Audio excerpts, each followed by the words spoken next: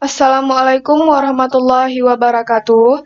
Alhamdulillahirabbil alamin. Wassalatu wassalamu ala asyrafil anbiya'i wal mursalin wa ala alihi wa sahbihi ajmain amma ba'du. Puji dan syukur kita sama-sama panjatkan kehadirat Allah.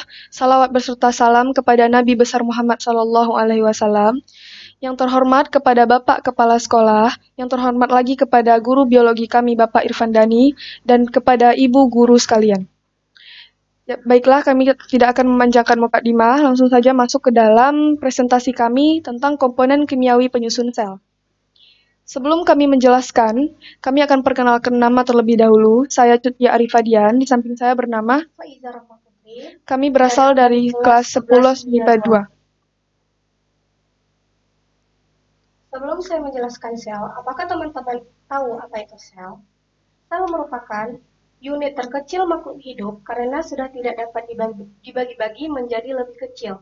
Di dalam sel terjadi berbagai proses kehidupan, seperti respirasi, perombakan zat, dan sintesis zat, dan reproduksi sehingga sel disebut satuan fungsional terkecil makhluk hidup.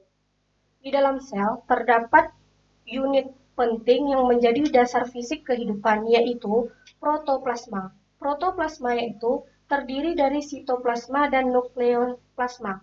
Pada protoplasma, sel terjadi berbagai reaksi kimia. Oleh karena itu, di protoplasma ditemukan berbagai macam unsur kimiawi sel yang terdiri dari unsur dan senyawa. Satu unsur. Unsur-unsur yang terdapat di dalam sel antara lain karbon, hidrogen, oksigen, nitrogen, sulfur, fosfor, kalium, kalsium, klorin, natrium, besi, dan magnesium. 2. Senyawa. Terbagi menjadi senyawa organik dan anorganik. Organik adalah senyawa yang mengandung unsur C yang berasal dari makhluk hidup, dan anorganik bukan berasal dari makhluk hidup.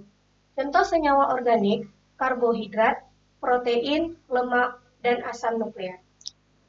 Selanjutnya, contoh senyawa anorganik, air, gas, dan garam mineral. Setiap sel mempunyai 3 komponen utama, yaitu membran sel, cairan sel, dan inti sel. Membran sel disebut juga membran plasma, merupakan selaput yang memisahkan ruangan di dalam sel dan di luar sel. Fungsi dari membran sel adalah sebagai pelindung sel, pengatur keluar masuknya molekul-molekul tertentu, karena sifatnya yang selektif, permeabel, sebagai reseptor atau penerima rangsangan, dan sebagai tempat berlangsungnya reaksi oksidasi dan repsirasi sebagai pintu keluar masuknya zat. Adapun cairan sel disebut juga sebagai protoplasma atau dapat pula disebut dengan sitoplasma. Sitoplasma berfungsi sebagai tempat terjadinya reaksi kimia di dalam sel.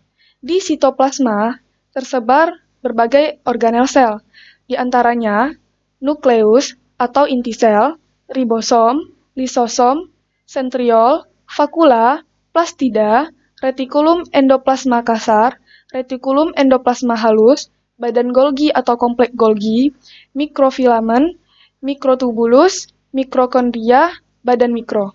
Sekian dari kami. Wabillahi taufiq wa hidayah. Assalamualaikum warahmatullahi wabarakatuh.